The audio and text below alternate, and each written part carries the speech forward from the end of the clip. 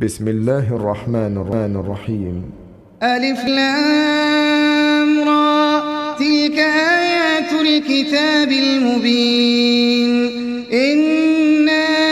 أنزلناه قرآنا عربيا لعلكم تعقلون. نحن نقص عليك أحسن القصص بما أوحينا إليك هذا القرآن وإن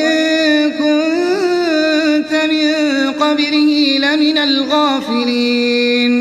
إذ قال يوسف لأبيه يا أبت إني رأيت 11 كوكبا والشمس والقمر رأيتهم لي ساجدين. قال يا بني لا تقصص رؤياك على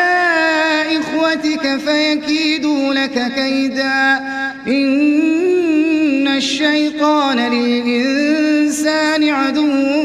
مبين. وكذلك يجتبيك ربك ويعلمك من تأويل الأحاديث ويتم نعمته عليك وعلى آل يعقوب كما أتمها على أبويك من قبل إبراهيم وإسحاق إن ربك عليم حكيم. لقد كان في يوسف وإخوته آيات للسائلين إذ قالوا ليوسف وأخوه أحب إلى أبينا منا ونحن عصبة إن أبانا لفي ضلال مبين. اقتلوا يوسف أو اطرحوه أرضا يخل لكم وجه أبيكم وتكونوا من بعده قوما صالحين. قال قائل منهم لا تقتلوا يوسف وألقوه في غيابة الجب يلتقطه بعض السيارة إن كنتم فاعلين. قالوا يا أبانا ما لك لا تأمنا على يوسف وإنا له لناصحون. أرسله معنا غدا يرتع ويلعب وإنا له لحافظون. قال إني ليحزنني أن تذهبوا به وأخاف أن يأكله الذئب وأنتم عنه غافلون. قالوا لئن أكله الذئب ونحن عصبة إنا إذا لخاسرون. فلما ذهبوا به وأجمعوا أن يجعلوه في غيابة الجب وأوحينا إليه لتنبئنهم بأمرهم هذا وهم لا يشعرون. وجاءوا أباهم عشاء يبكون. قالوا يا أبانا إنا ذهبنا نستبق وتركنا يوسف عند متاعنا فأكله الذئب وما أنت بمؤمن لنا ولو كنا صادقين. وجاءوا على قميصه بدم كذب قال بل سولت لكم أنفسكم أمرا فصبر جميل والله المستعان على ما تصفون. وجاءت سيارة فأرسلوا واردهم فأدلى دلوه قال يا بشرى هذا غلام وأسروه بضاعة والله عليم بما يعملون وشروه بثمن بخس دراهم معدودة وكانوا فيه من الزاهدين وقال الذي اشتراه من مصر لامرأته أكرمي مثواه عسى أن ينفعنا أو نتخذه ولدا وكذلك مكنا ليوسف في الأرض ولنعلمه من تأويل الأحاديث والله غالب على أمره ولكن أكثر الناس لا يعلمون ولما بلغ أشده آتيناه حكما وعلما وكذلك نجزي المحسنين وراودته التي هو في بيتها عن نفسه وغلقت الأبواب وقالت هيت لك قال معاذ الله إنه ربي أحسن مثواي إنه لا يفلح الظالمون ولقد همت به وهم بها لولا أن رأى برهان ربه كذلك لنصرف عنه السوء والفحشاء إنه من عبادنا المخلصين واستبق الباب وقدت قميصه من دبر وألف يا سيدها لدى الباب قالت ما جزاء من أراد بأهلك سوءا إلا أن يسجن أو عذاب أليم قال هي راودتني عن نفسي وشهد شاهد من أهلها إن كان قميصه قد من قبل فصدقت وهو من الكاذبين وإن كان قميصه قد من دبر فكذبت وهو من الصادقين فلما رأى قميصه قد من دبر قال إنه من كيدكن إن كيدكن عظيم يوسف أعرض عن هذا واستغفري لذنبك إنك كنت من الخاطئين وقال نسوة في المدينة امرأة العزيز تراود فتاها عن نفسه قد شغفها حبا إنا لنراها في ضلال مبين فلما سمعت بمكرهن أرسلت إليهن وأعتدت لهن متكئا وآتت كل واحدة منهن سكينا وقالت اخرج عليهن فلما رأينه أكبرنه وقطعن أيديهن وقلن حاش لله ما هذا بشرا إن هذا إلا ملك كريم قالت فذلكن الذي لمتنني فيه ولقد راودته عن نفسه فاستعصم ولئن لم يفعل ما آمره ليسجنن وليكون من الصاغرين قال السجن أحب إلي مما يدعونني إليه وإلا تصرف عني كيدهن أصب إليهن وأكن من الجاهلين فاستجاب له ربه فصرف عنه كيدهن إنه هو السميع العليم ثم بدا لهم من بعد ما رأوا الآيات ليسجننه حتى حين ودخل معه السجن فتيان قال أحدهما إني أراني أعصر خمرا وقال الآخر إني أراني أحمل فوق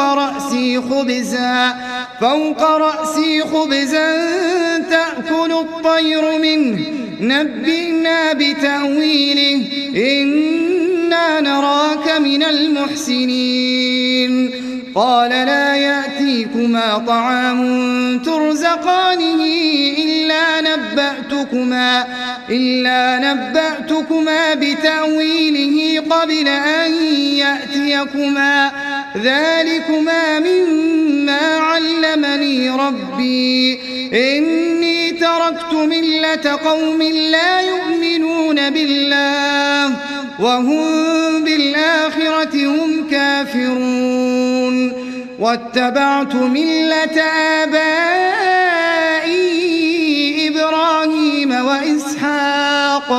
وإسحاق ويعقوب ما كان لنا أن نشرك بالله من شيء ذلك من فضل الله علينا وعلى الناس ولكن أكثر الناس لا يشكرون يا صاحبي السجن أأرباب متفرقون خير أم الله الواحد القهار ما تعبدون من دونه إلا أسماء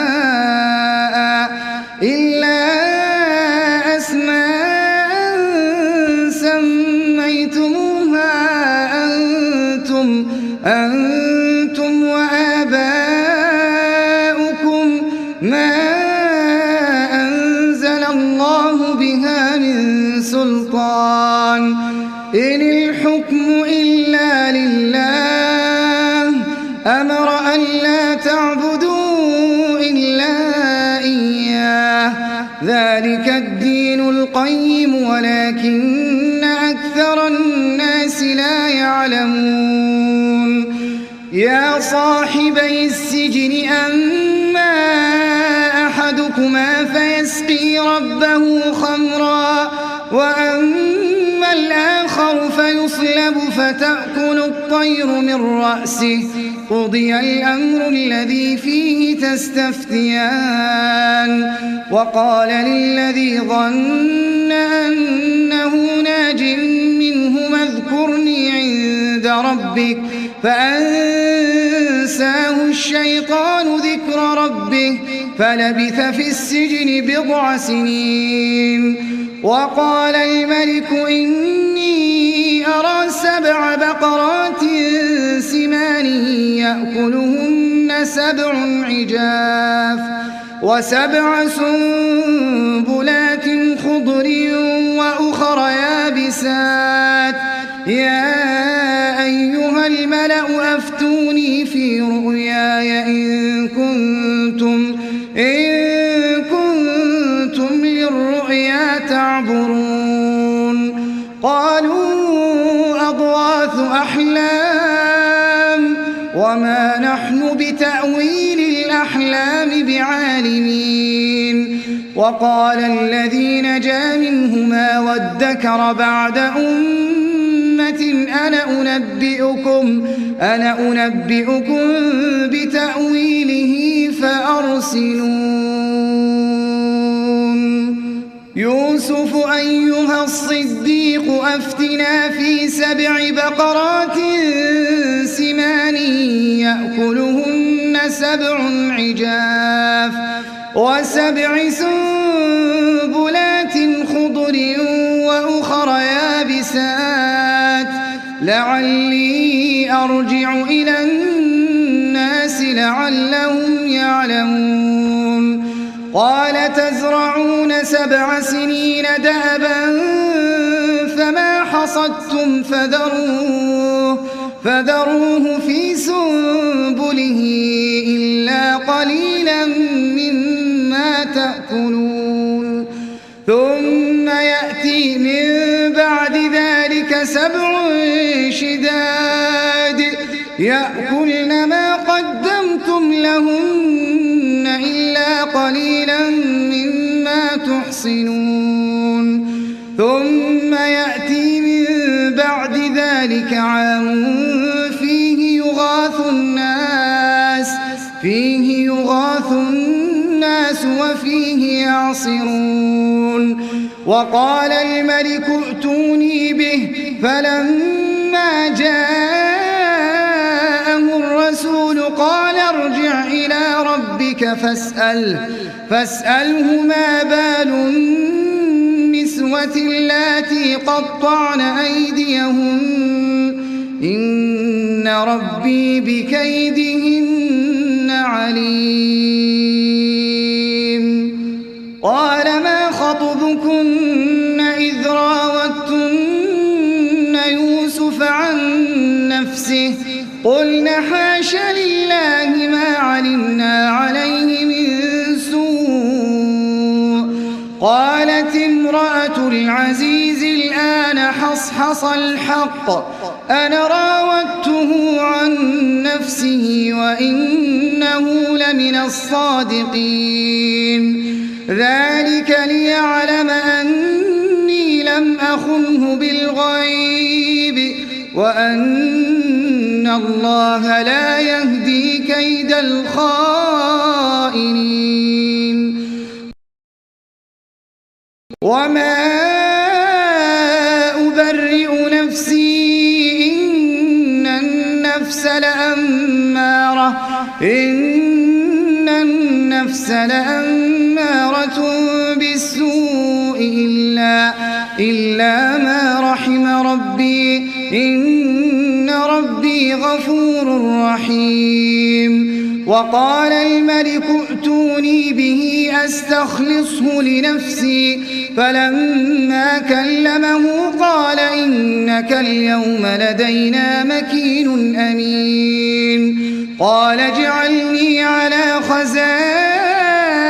الأرض إني حفيظ عليم وكذلك مكنا ليوسف في الأرض يتبوأ منها حيث يشاء نصيب برحمتنا من نشاء ولا نضيع أجر المحسنين ولأجر الآخرة خير للذين آمنوا وكانوا يتقون وجاء إخوة يوسف فدخلوا عليه فعرفهم وهم له منكرون ولما جهزهم بجهازهم قال ائتوني بأخ لكم من أبيكم ألا ترون أني أوفي الكيل وأنا خير المنزلين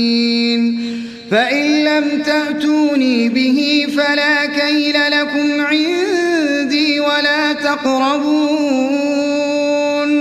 قالوا سنراود عنه أباه وإنا لفاعلون وقال لفتيانه اجعلوا بضاعتهم في رحالهم لعلهم يعرفونها إذا انقلبوا إلى أهلهم يرجعون فلما رجعوا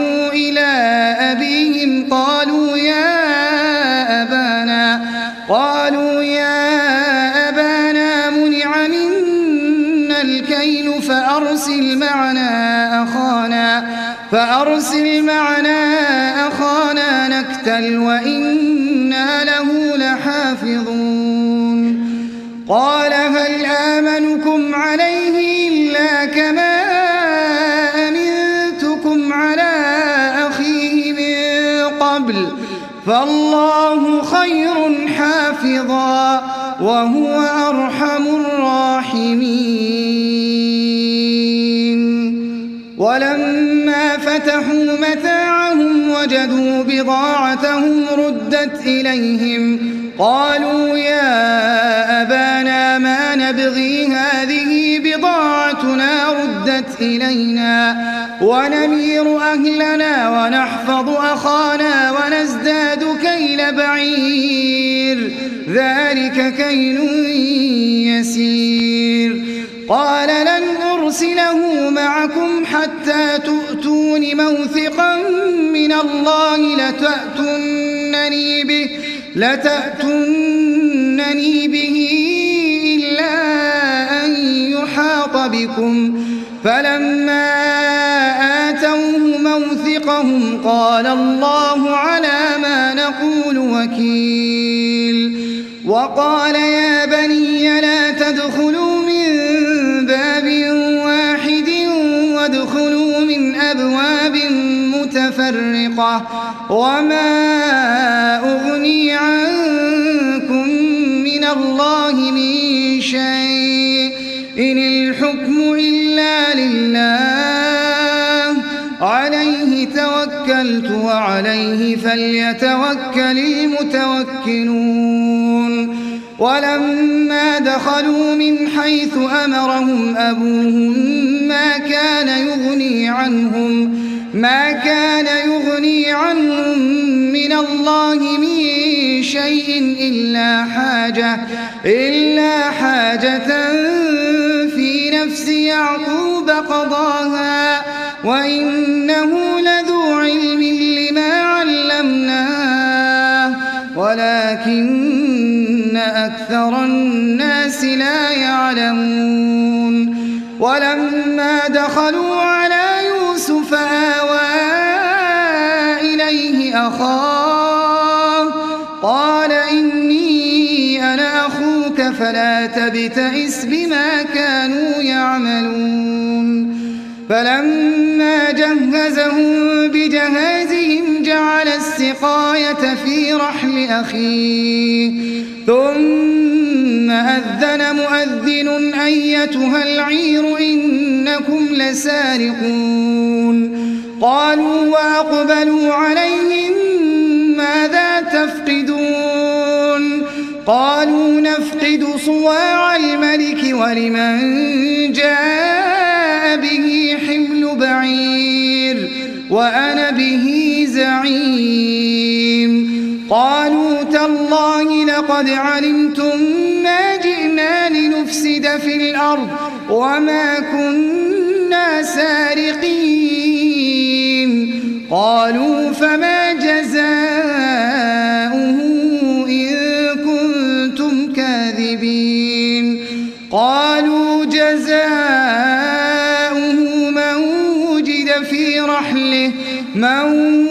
في رحله فهو جزاؤه كذلك نجزي الظالمين. فبدأ بأوعيتهم قبل وعاء أخيه ثم استخرجها من وعاء أخيه كذلك كدنا ليوسف ما كان ليأخذ أخاه في دين الملك إلا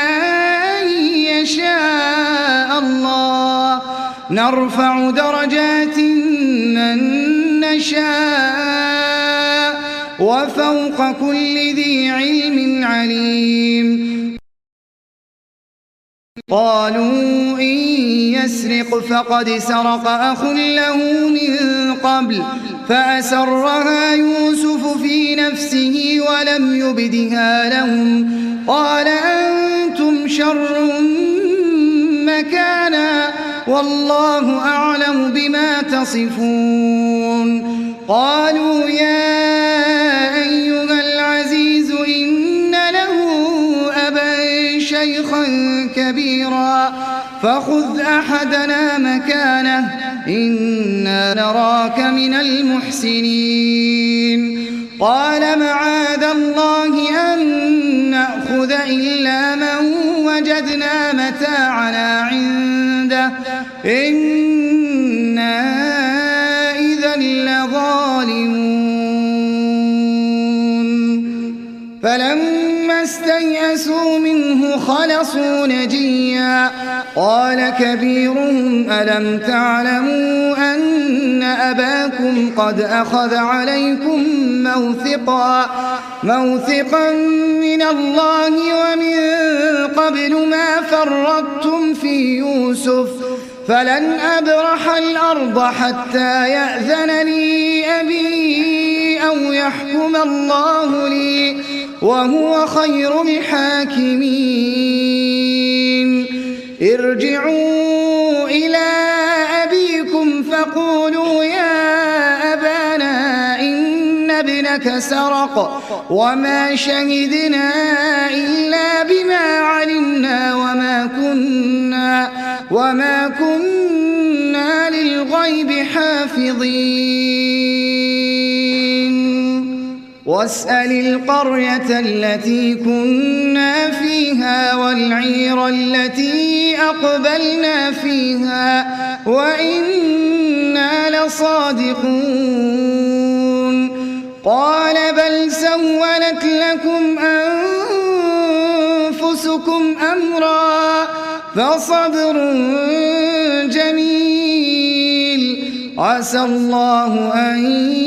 يأتيني بهم جميعا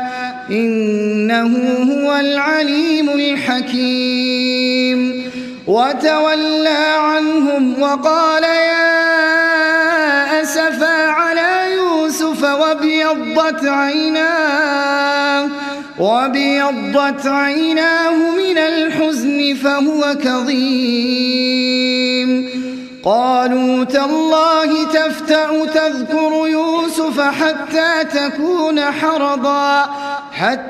تكون حرضا أو تكون من الهالكين قال إنما أشكو بثي وحزني إلى الله وأعلم من الله ما لا تعلمون يا بني يذهبوا فتحسسوا من يوسف وأخيه ولا تيأسوا من روح الله إنه لا ييأس من روح الله إلا القوم الكافرون فلما دخلوا عليه قالوا يا أيها العزيز مسنا وأهلنا الضر وجئنا ببضاعة مزجاة فأوف لنا الكيل وتصدق علينا إن الله يجزي المتصدقين قال هل علمتم ما فعلتم بيوسف وأخيه إذ أنتم جاهلون قالوا أئنك لأنت يوسف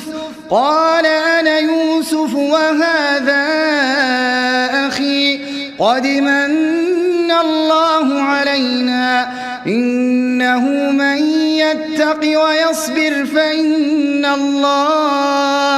فإن الله لا يضيع أجر المحسنين قالوا تالله لقد آثرك الله علينا وإن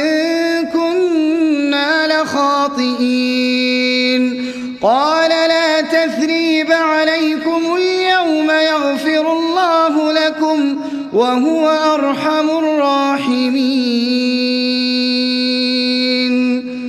اذهبوا بقميصي هذا فألقوه على وجه أبي يأت بصيرا وأتوني فأتوني بأهلكم أجمعين ولما فصلت العير قال أبوهم إني لأجد ريح يوسف لولا أن تفندون قالوا تالله إنك لفي ضلالك القديم فلما أن جاء البشير ألقاه على وجهه فارتد بصيرا قال ألم أقل لكم إني أعلم من الله ما لا تعلمون قالوا يا أبانا استغفر لنا ذنوبنا إنا كنا خاطئين قال سوف أستغفر لكم ربي إنه هو الغفور الرحيم فلما دخلوا على يوسف آوى إليه أبويه وقال ادخلوا مصر إن شاء الله آمنين ورفع أبويه على العرش وخروا له سجدا وقال يا أبت هذا تأويل رؤياي من قبل قد جعلها ربي حقا وقد أحسن بي إذ أخرجني من السجن وجاء بكم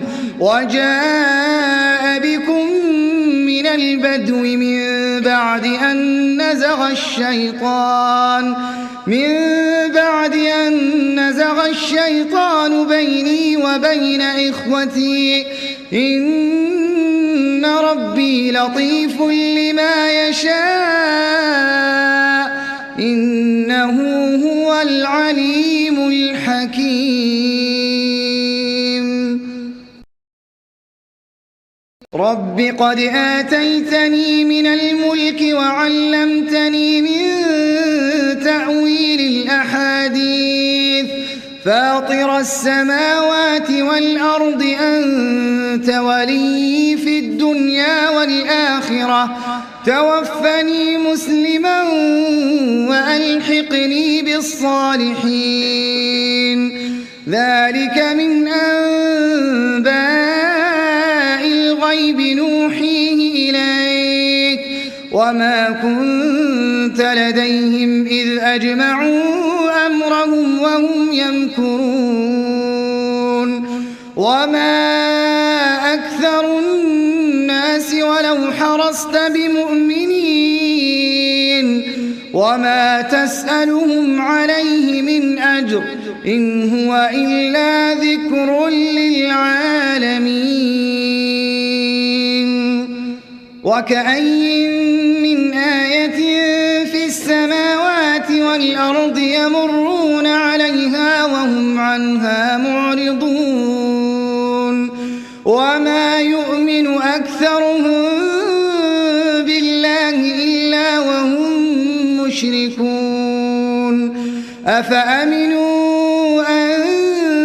تأتيهم غاشية من عذاب الله أو تأتيهم الساعة بغتة وهم لا يشعرون قل هذه سبيلي أدعو إلى الله على بصيرة أنا ومن اتبعني وسبحان الله وما أنا من المشركين وما أرسلنا من قبلك إلا رجالا نوحي إليهم من أهل القرى أفلم يسيروا في الأرض فينظروا كيف كان عاقبة الذين من قبلهم ولدار الآخرة خير للذين اتقوا أفلا تعقلون حتى إذا استيأس الرسل وظنوا أنهم قد كذبوا جاءهم نصرنا فنجي من نشاء ولا يرد بأسنا عن القوم المجرمين. لقد كان في قصصهم عبرة لأولي الألباب ما كان حديثا يفترى ولكن تصديق الذي بين يديه وتفصيل كل شيء